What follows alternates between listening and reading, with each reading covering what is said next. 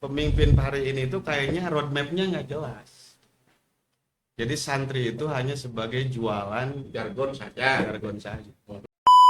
Tadi bisa ditangkap bagaimana argumentasi balancingnya kan gitu. Oke. Kalau bahasa Kang Habib kan dia cari aman kan.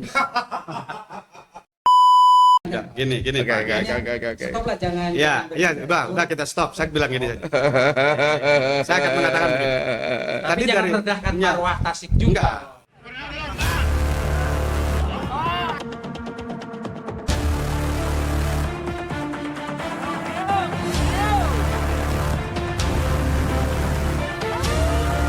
Bagaimana caranya rakyat lebih sejahtera? Assalamualaikum warahmatullahi wabarakatuh. Salam sejahtera untuk kita semua. Om Swastiastu, Namo Buddhaya, salam kebajikan. Rahayu, rahayu, rahayu, sampurasun. Ketemu kembali di podcast Berpikir Merdeka, Rakyat Bicara, dan Pikirkan Rakyat. Nih di kesempatan ini luar biasa sekali, ada 3 tokoh yang kalau bersatu ini mungkin Tasikmalaya ini bergoyang nih kalau yang kemunculan ini, dan tiba-tiba secara tidak sengaja tiba-tiba muncul di studio kita.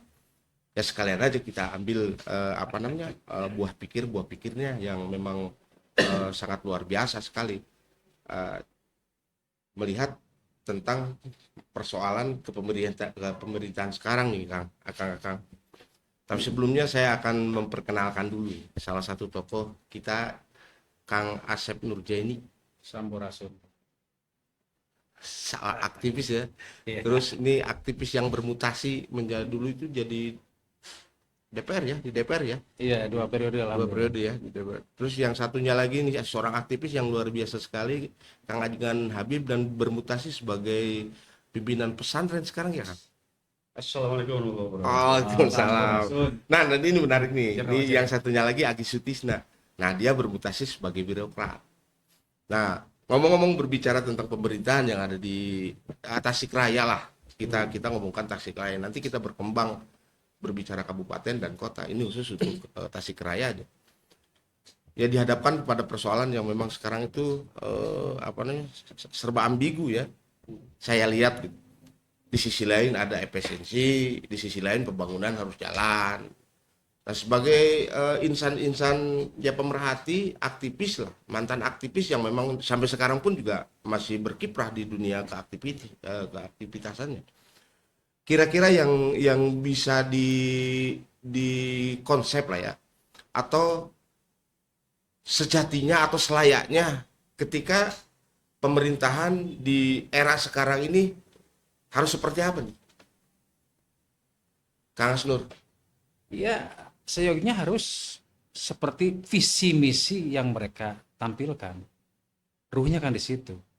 Bagaimana bupati dan wakil bupati yang baru ini, yang punya warna baru menurut saya, karena warna baru dari dulu, warna Tasik yang memang santrinya sekarang dipimpin oleh bupati yang santri kembali. Maka warna baru ini bagaimana dia melaksanakan apa yang dia visikan, apa yang bawa dari misi itu.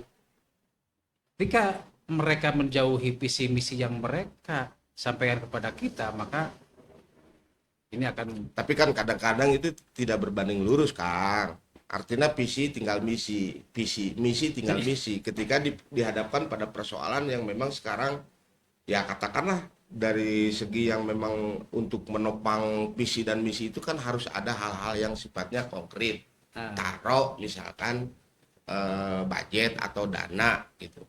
Saya tetap optimis. Dihadapkan pada persoalan satu efisiensi, misalkan kedua terus ada hal-hal yang sifatnya non teknis.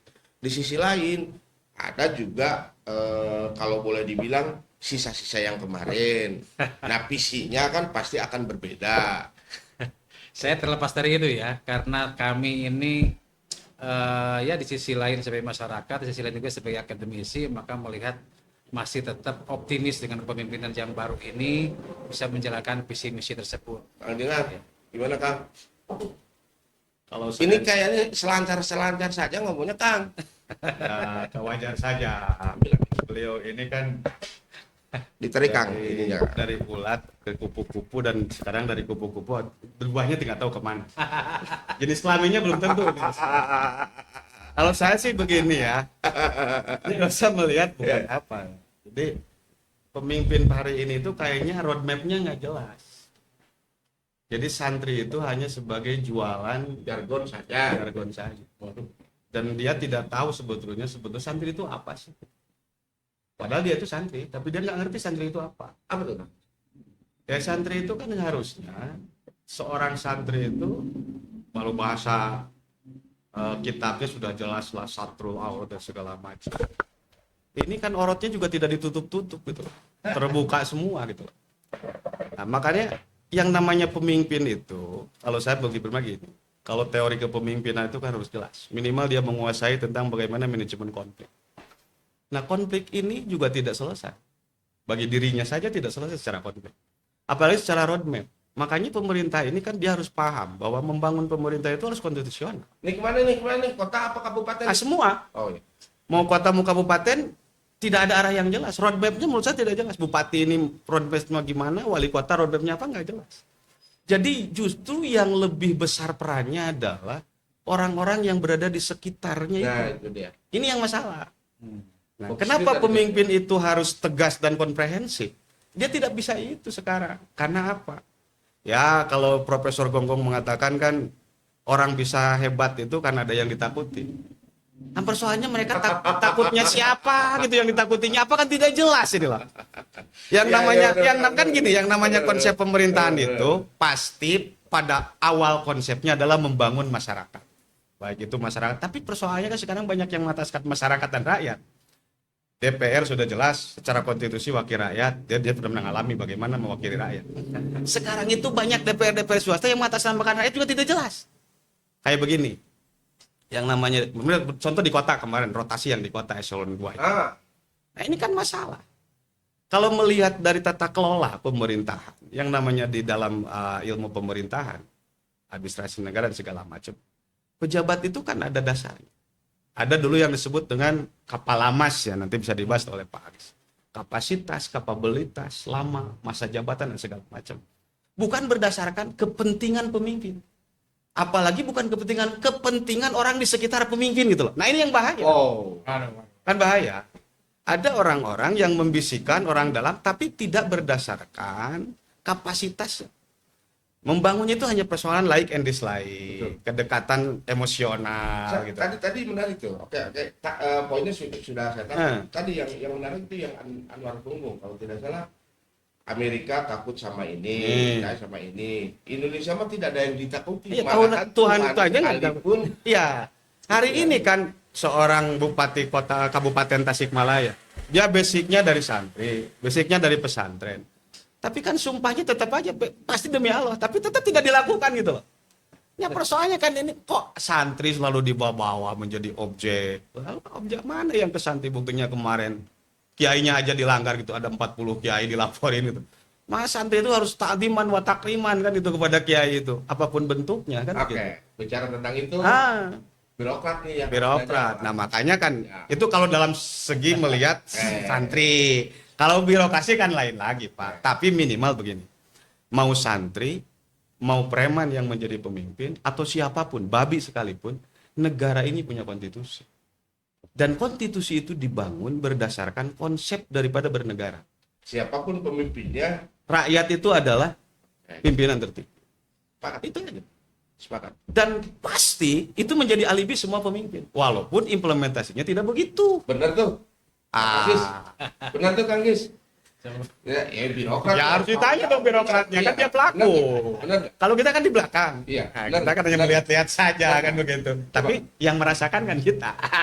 Menyimak dua adinda nih yang memiliki atau pengalaman yang berbeda.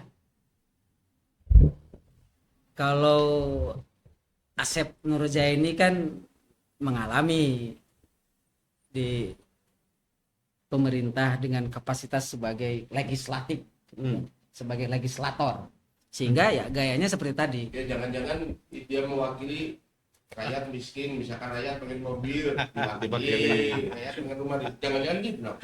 Oh, oke lah, itu anekdot ya. Anekdot publik Iya. terlepas berdasarkan introspeksi atau apos atau apos introspeksi ya.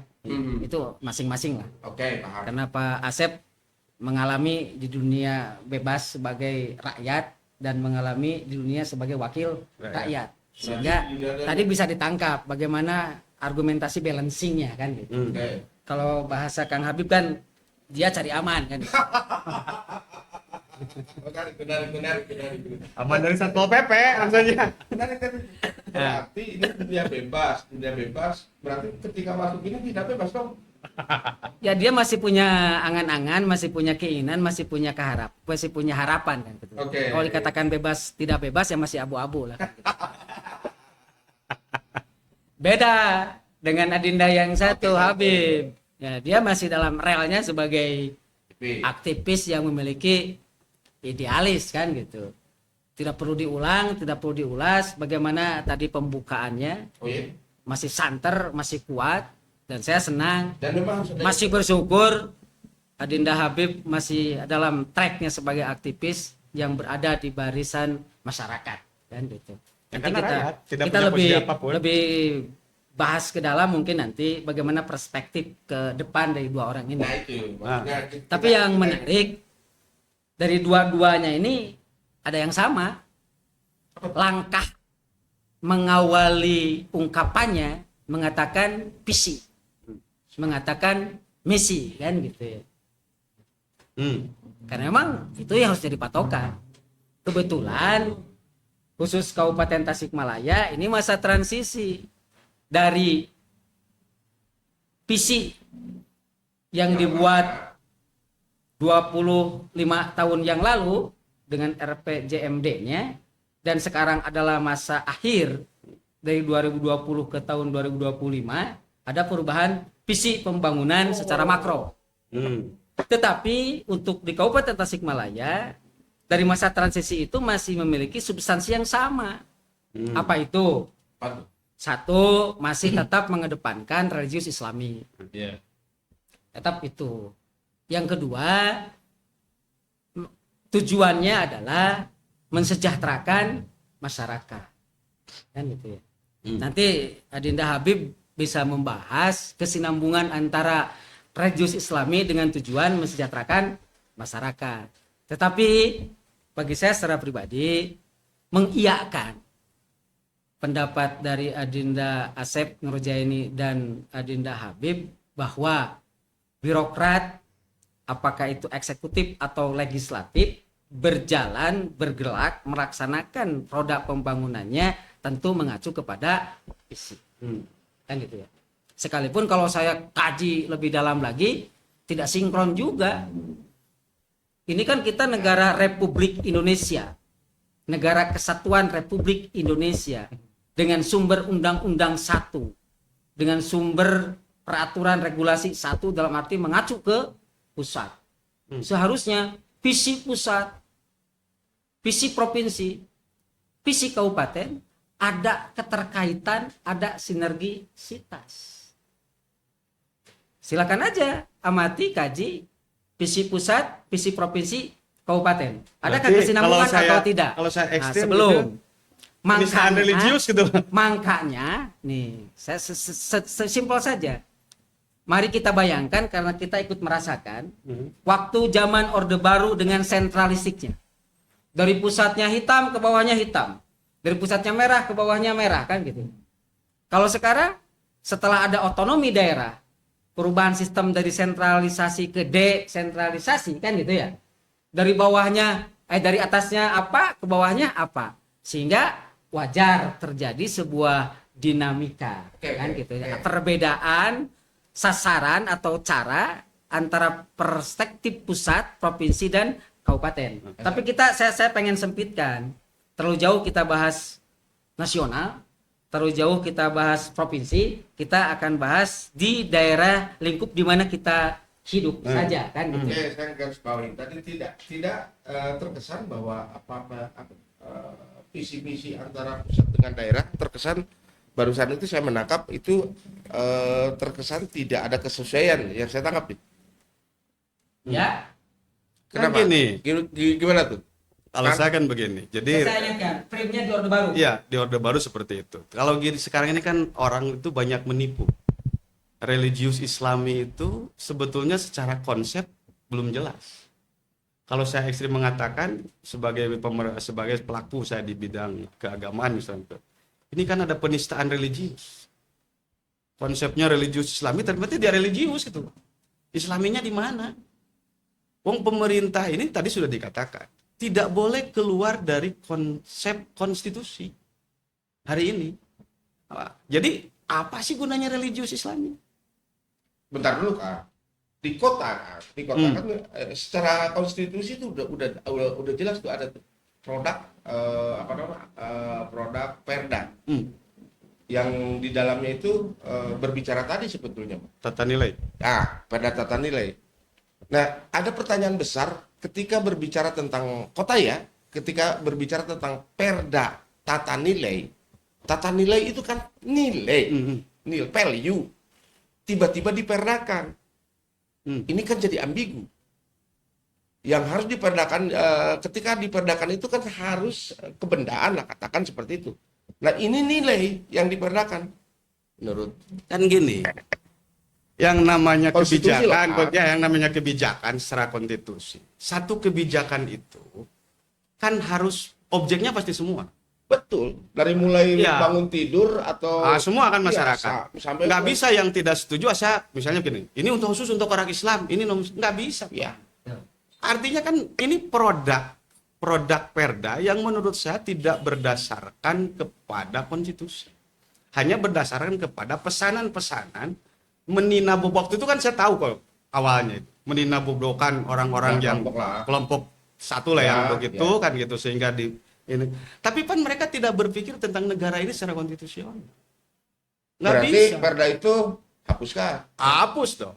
Terus kan ada yang namanya perda begini. Yang namanya hukum, kalau orang melanggar hukum itu berarti kan harus ada punishment. Betul. Jadi leading sektor punishment-nya siapa ini? Apakah mau ini merubah hukum positifnya polisi, hukum positifnya bernegara? Kan nggak bisa, Pak. Nah, jadi menurut saya yang begitu-begituan lah, jangan pura-pura gitu loh. Nah, ini orang hukum. Orang Ini hukum. kan orang hukum juga, terus pernah menjadi anggota dewan juga. Jangan rakyat itu dibikin peraturan yang hanya pura-pura gitu loh. Nah, gimana tuh? Jadi Nah, Gitu. justru Kiai, justru ini pemerintah hadir loh sekarang. Dari zaman Orde Baru ke zaman reformasi dan zaman sekarang, baru sekarang kan setiap daerah punya marwah. Dengan Tasik ini, kabupaten kota ini marwahnya mulai terlihat loh. Meskipun hanya berbentuk peraturan perda, yang terpenting tidak melanggar aturan di atasnya. Kalau teknis itu nanti kita bicarakan lagi. Tapi paling tidak masyarakat Tasik sekarang mulai merasakan bagaimana pemerintah hadir. Bagaimana sekarang negara dengan adanya Hari Santri Nasional. Bagaimana pemerintah kabupaten kota menganggarkan anggaran untuk guru ngaji dengan hadirnya ajengan masuk sekolah. Itu keberpihakan pemerintah loh. betul. Itu jangan diabaikan juga. Adapun Tapi itu kan tidak ada kalanya bahwa Perda itu dijadikan payung hukum untuk mengintimidasi masyarakat. nah Iya. itu kacamata lain, tapi dari kacamata kami pengalaman sebagai legislator, minimal pemerintah hadir di situ. Dan itu fakta. Oke, saya sepakat. Kalau kacamata hukum karena saya tahu bahwa Kang Asep ini sarjana hukum. Kalau kacamata hukum memang itu Partai itu. harus dikaji lagi karena Nah, ini bertentangan tidak dengan konsisten dong. pemerintah yang di Ikut atas. nimbrung Kang Pak. Ya. Mata. Menarik nih. Tolong luruskan Adinda Habib yang menguasai dalam dunia kereligian kan. Oke. Pertama harus diingat negara Indonesia tidak hanya dimerdekakan atau yang memperjuangkan kemerdekaan itu hanya umat Islam, Pak. Sepakat saya. Saya tarik lebih ke bawah lagi. Tasikmalaya, kota dan atau kabupaten yang hidup bukan hanya umat Islam saja. sekalipun minoritas, mereka ada sebagai warga masyarakat. Kan gitu ya. Entah para politisi pada waktu itu terjebak oleh situasi. Maaf, Kang Pahat. Nggak apa-apa. Bukan berarti saya tidak pro Islam, Hmm. Adinda Habib.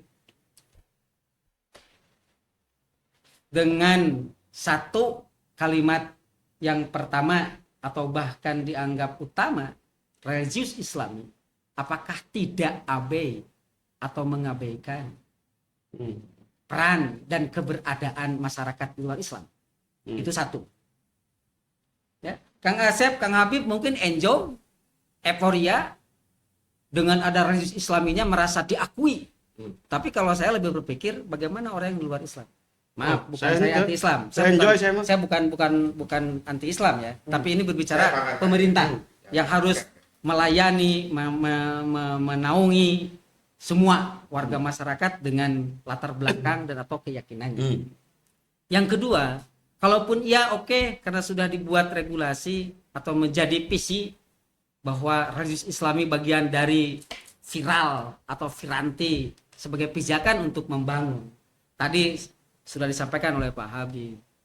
Dan maaf pula baru sampai pada tataran fisik. Sepakat. Masjid dibangun palus-alus, pegede-gede, palo-palo, itu kan ya. Pejabat dan atau siapapun termasuk warga masyarakatna lamun awewe ditiung, mun lalaki di kopiah di sorban, mencerminkan bahwa kita sudah religius. Hmm. Kalau pemikiran saya bukan di situ yang disebut religius itu. Bahkan ekstrim juga menurut Kang Habib tadi. Bahkan saya lebih ekstrim, tidak perlu tentang agama itu dituangkan dalam visi karena itu adalah menyangkut hakikat kehidupan pribadi. Saya sepakat karena begini, saya potong karena begini bahwa sejarah Tasikmalaya itu sebenarnya daerah yang sangat toleran. Dibuktikan salah satu aja, dibuktikan dengan jalan XL Tobing. Hmm.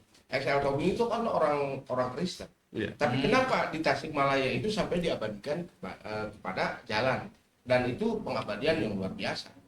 Artinya kalau secara keseluruhan bahwa Tasikmalaya itu sangat toleran. Nah, ketika muncul perda kebudayaan yang pada akhirnya Tasikmalaya itu hampir ke stigma bahwa daerah yang intoleran. Bukti konkret misalkan tiba-tiba ketika ada gerakan-gerakan sekecil apapun di Tasikmalaya itu jadi pantauan ini. Nah, ini gimana nih? Sementara yang namanya perda, tadi saya sepakat bahwa perda itu harus menyatu dengan masyarakat yang ada di Tasikmalaya, dari mulai anak kecil sampai ke yang tua, dari mulai muslim sampai non muslim, itu harus mengena dan itu harus dirasakan. Nah, ketika berbicara perda tata nilai, itu kan tadi yang dibilang sama siapa? Kang Agis. Ini ada apa ini gitu? Oke, Kang Ajengan. Kan dari awal saya itu walaupun orang muslim saya yang menentang itu. Bahkan waktu pertemuan di Polres itu dulu saya disahadatan oleh satu orang karena dianggap murtad. Kan begini Pak. Ya orang kan hanya berpikir Islam itu tentang bagaimana orang Islam itu kadang-kadang karena ada religius Islami gitu loh, dan segala macam perda tata nilai. Sebelum tata nilai kan lebih ekstrim namanya kan, bukan perda tata nilai itu. Iya, betul. Waktu itu saya disahadatan di Polres itu.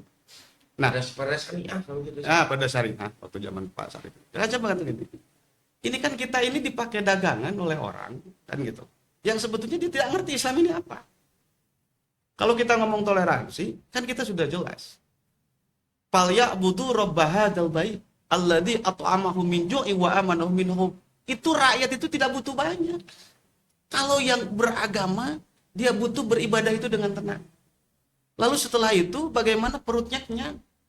Lalu setelah itu bagaimana hidupnya aman gitu loh. Jadi tidak butuh reka-reka banyak sebetulnya. Enggak harus pakai religius Islami dan segala macam. Enggak juga begitu. Wong kita konsep kita mah sudah jelas. La ikraha fiddin, urusan keyakinan terserah. Yang penting jujur-jujur saja gitu loh. Kan saya tadi kemarin saya intoleransi itu tidak pernah. Dengan non muslim kita berdamping. Ya. Kan begitu. Tapi saya tetap mengejar orang yang tidak pernah jujur tentang keyakinan.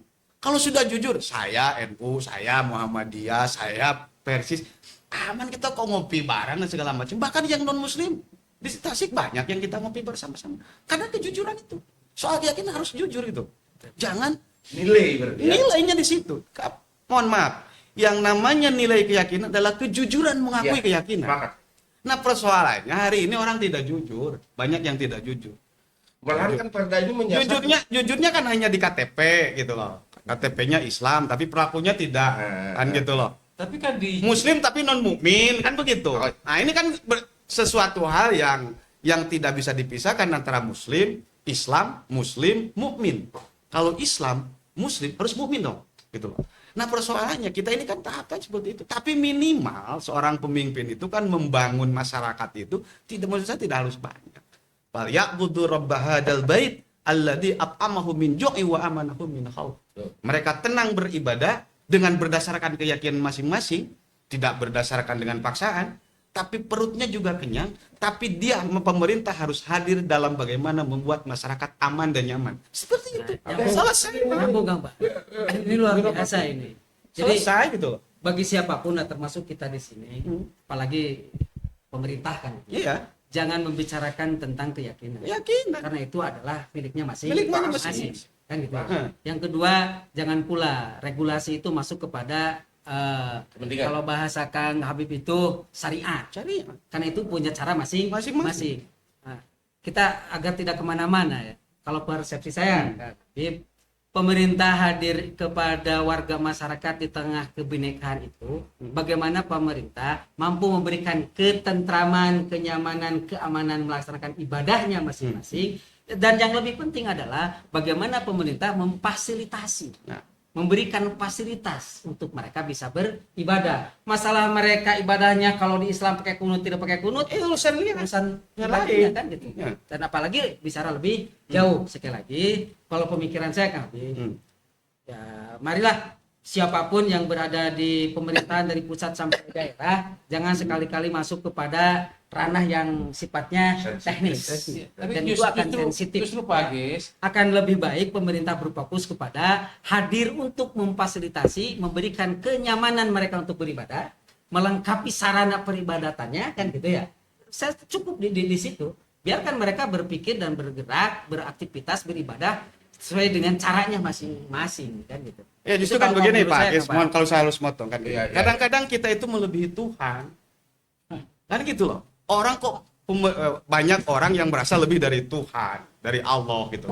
Apalagi pemerintah misalnya lebih dari Allah, nggak bisa Pak. Di ayat di dalam Al-Quran yang mana yang Tuhan memaksa? Nggak ada. Padahal Allah itu maha pencipta tapi tidak pernah memaksa. Allah dalam Al-Quran itu selalu ayatnya adalah bagaimana Bashir. Nadir itu di akhir Pak, ancaman itu. Kan gitu. Tapi setelah digaris oleh Allah, la ikraha fiddin, amaluna amalukum. Kan gitu. Selesai. Ya makanya Itu. Kang Pat, kalau kita ini tadi kan kita berbicara tentang religion Islami, lebih spesifik kita berbicara tentang kelompok dan atau mazhab. Tidak akan tuntas sampai kapanpun Enggak. ketika kita berbicara dan atau mendiskusikan Ah. yang barusan kan gitu. Makanya di dalam saya konsep beragamanya begitu. lebih tertarik kepada implementasi, Nah, itu kan dari setiap kelompok keyakinan dalam rangka membangun pemerintahan ini. Kan gitu. ya justru itu Kang Agis. Kalau menurut saya lah, saya stop lah, jangan berbicara tentang, Oke. misalnya gini, Pak Habib mengeluarkan satu ayat, kan gitu ya.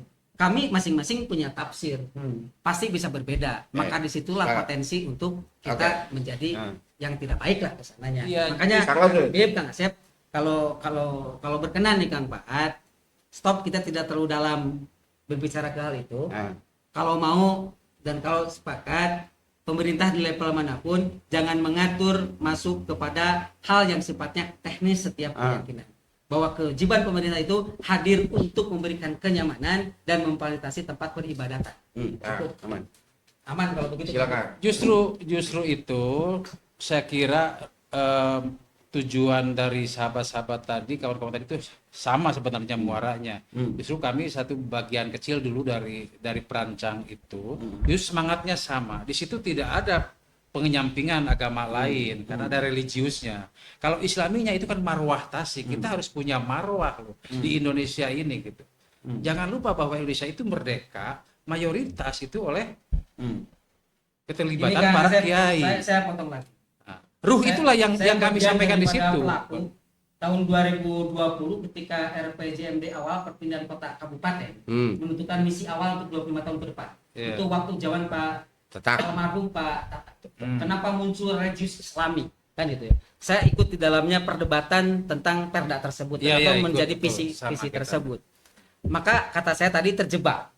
Politik itu punya kepentingan dengan masyarakat. Mayoritas masyarakat di Kabupaten Tasikmalaya adalah Islam. Bagaimana para politisi itu untuk bukan mengelabui sifatnya, ingin mendapatkan simpati dan empati agar aspirasi masyarakat banyak bisa terwakili, maka muncul religius Islami. Maka untuk itu biar tidak terjadi debat tebal tentang religius Islami dan teknis keislamannya, saya mohon karena saya tidak punya kapasitas dibandingkan dengan Adinda yang sudah hijrah dari dunia jalan yang punya pesantren tentu lebih paham. Tapi secara general saja stop lah. Jangan Oke, berbicara. saya paham. Ya karena memang pemantik itu kan dari hasil legislatif sebetulnya. Iya. Karena itu yang memproduk itu. Dan itu dari aspirasi para ulama dan aspirasi seluruh masyarakat Tasik juga kan.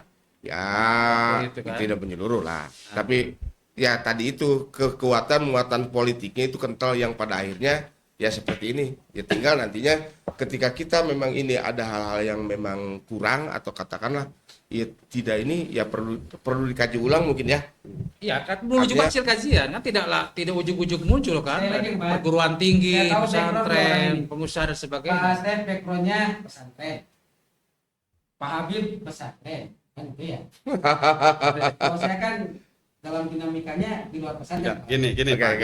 oke. Stop lah jangan. Ya, jangan begitu. udah kita stop. Saya bilang gini saja. Saya akan mengatakan begini. Tapi jangan rendahkan Ya, marwah Tasik enggak. juga.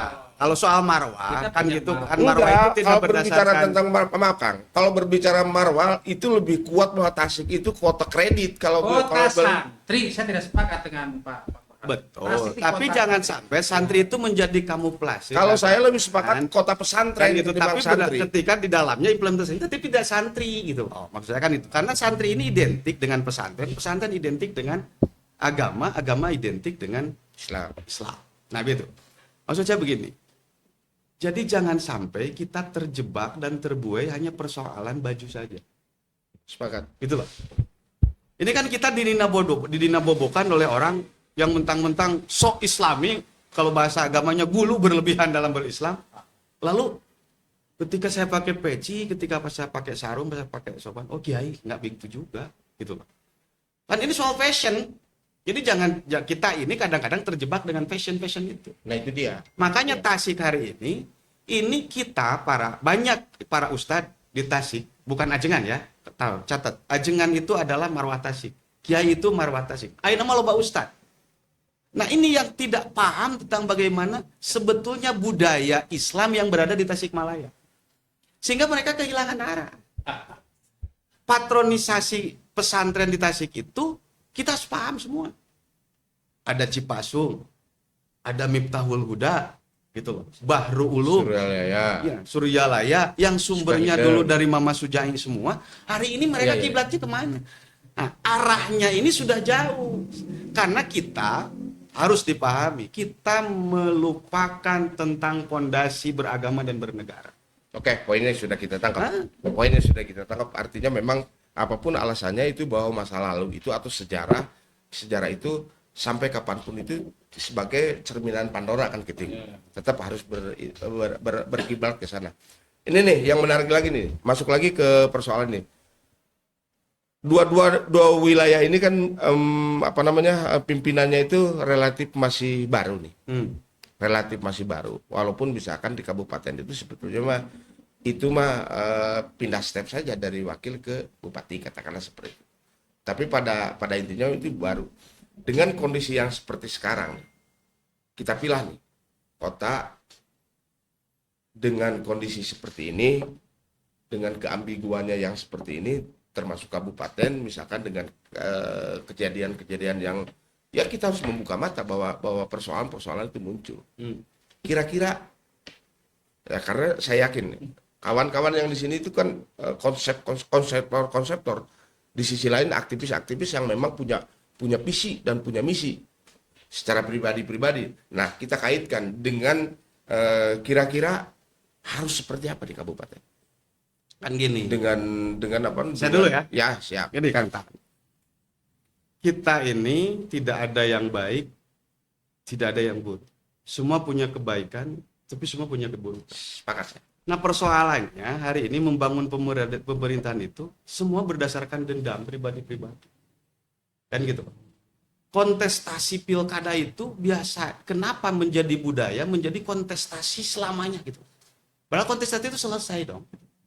Kalau saya melihat, ini saya melihat di luar ya, bukan di dalam. Nggak tahu kalau Pak Agis yang merasakan atau Pak Nurjani yang dekat dengan beliau, saya kan di luar. Kok bupati yang sekarang bukan bekerja roadmap ke depan, gitu loh. Tapi selalu mengungkit persoalan ke belakang. Ini nggak bisa selesai Pak. Padahal dia itu dulu wakil bupati, dia tidak sadar gitu, bahwa dia itu dulu wakil bupati yang berada di dalam bupati. Wakilnya wakilnya yang sekarang, dulunya ketua dewan Pak.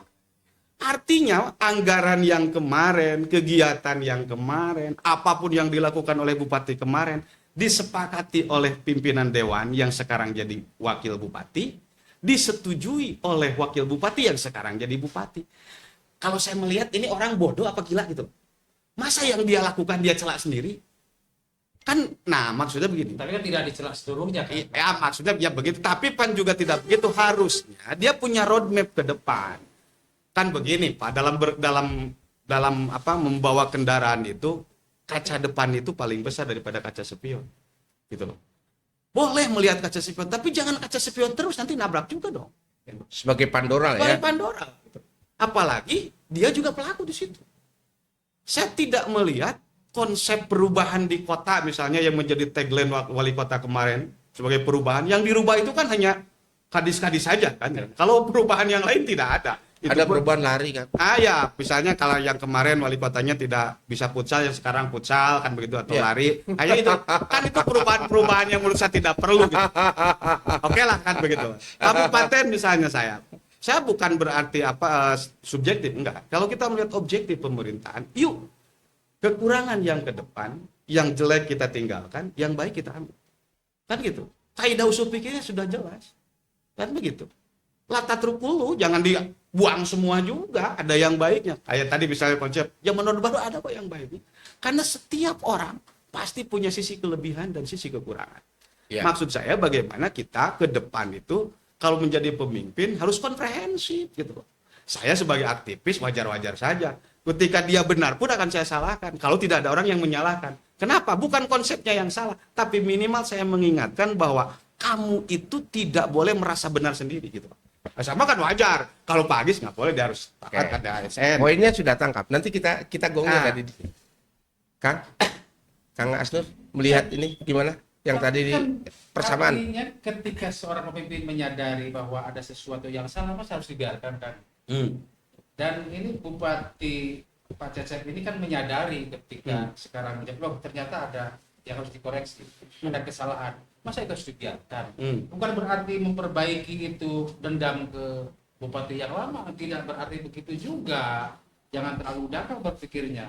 Tetapi ini justru untuk memperbaiki yang ke depan yang maksud tadi akan maksudkan bagaimana ke depan sehingga tidak hal-hal yang kecil yang salah di belakang itu dikikis begitu. Ya, kira-kira harus seperti apa? Kira-kira Saya potong dulu gini.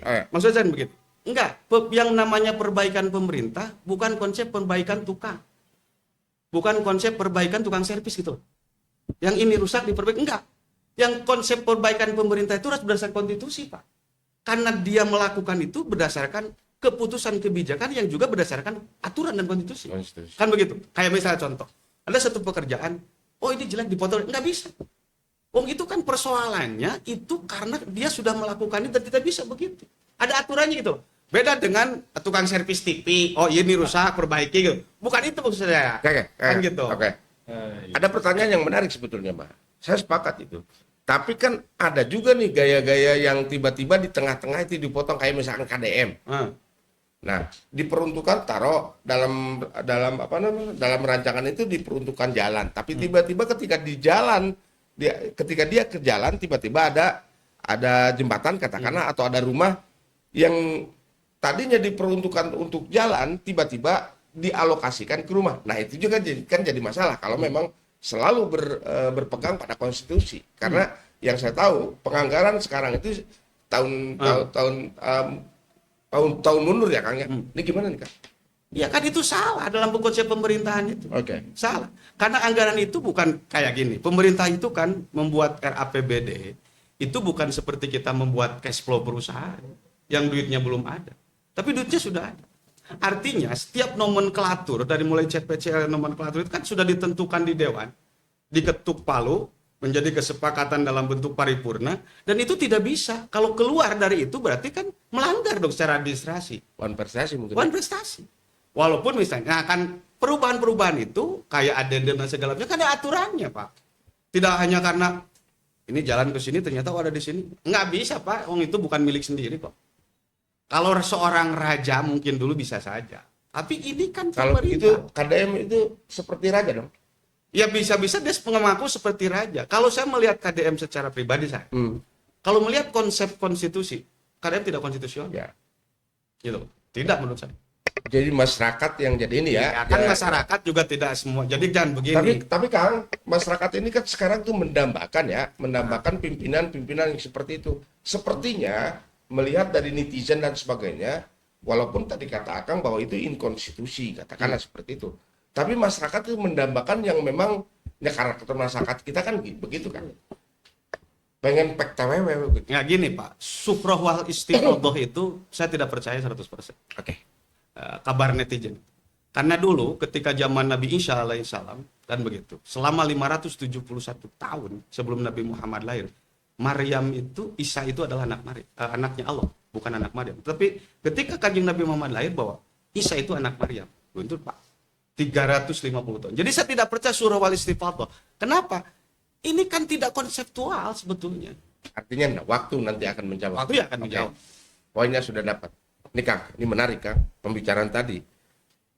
Yang saya tahu bahwa sebagai birokrat itu siapapun yang akan jadi pemimpin, katakanlah apapun itu, birokrat itu sebagai abdi dalam, apapun alasannya, tidak bisa menolak.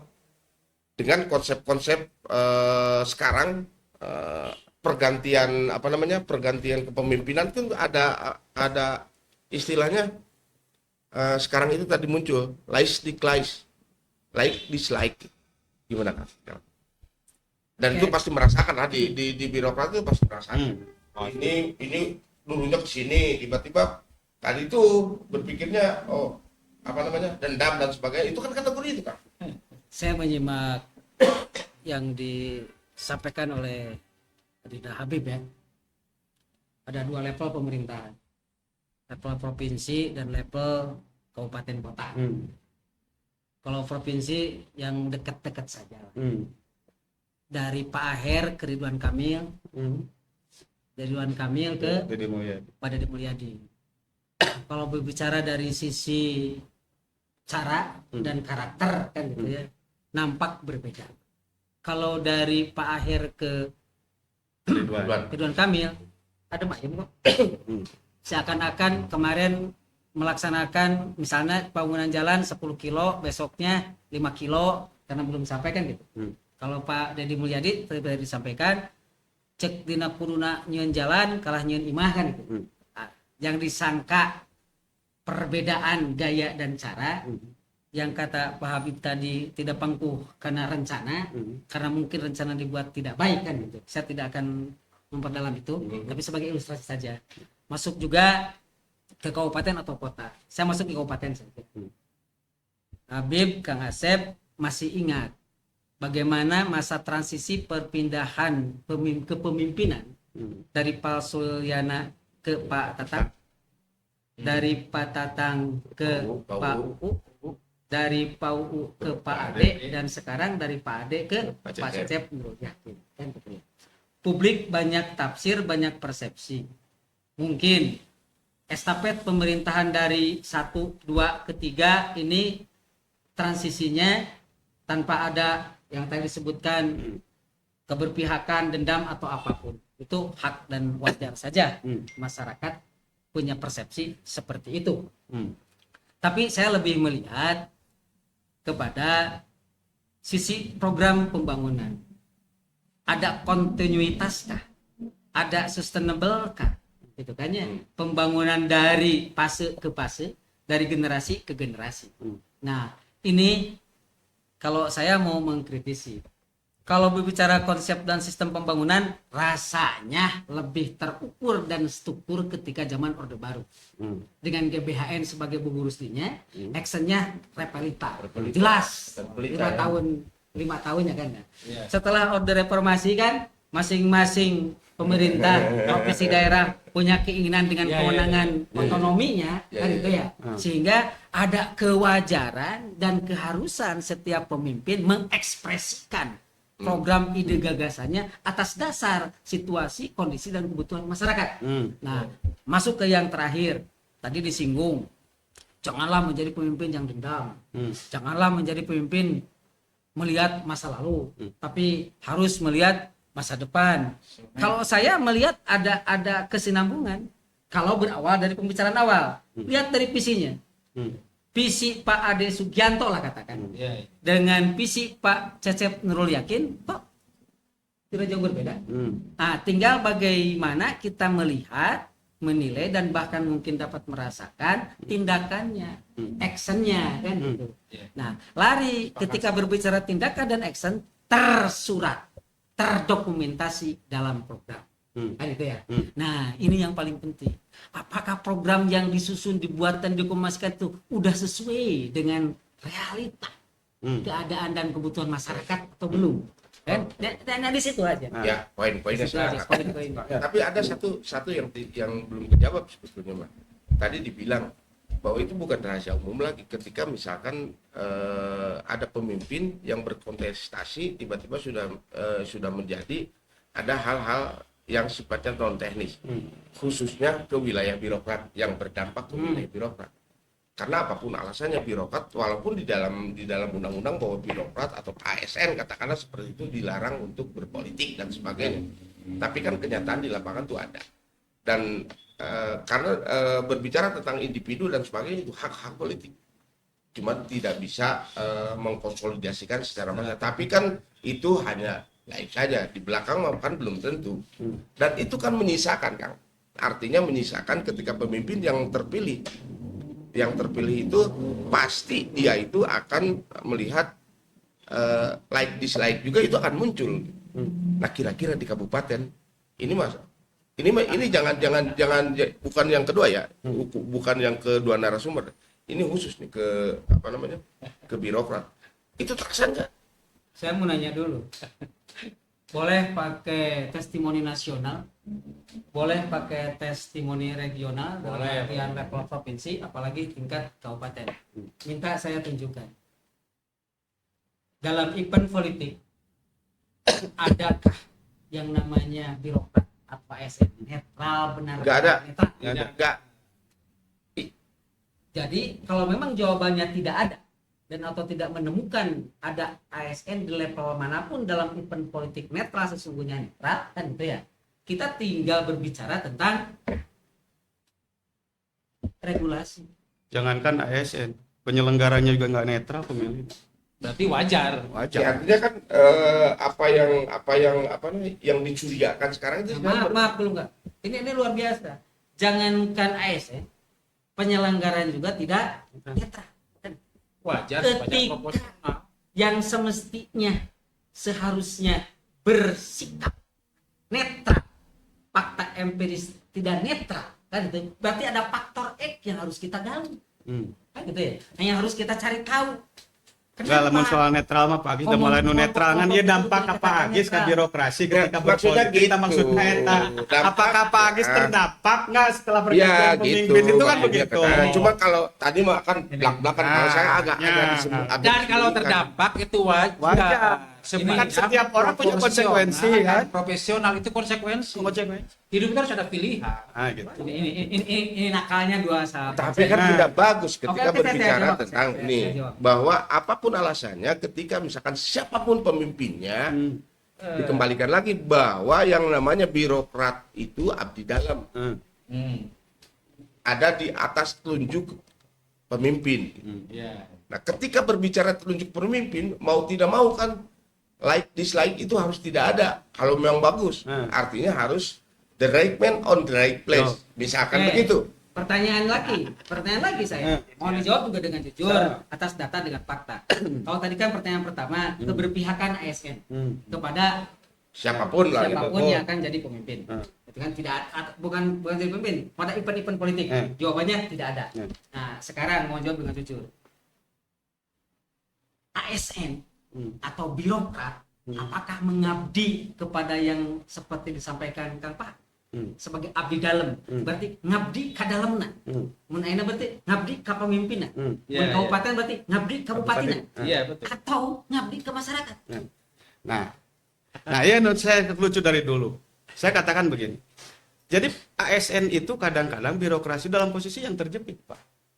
Dia ngabdi ke masyarakat tidak royal, bukan loyal nih. Royal ke pemimpin. Beda kalau loyal. Royal, Pak. Loyal itu bagian terkecil dari royal.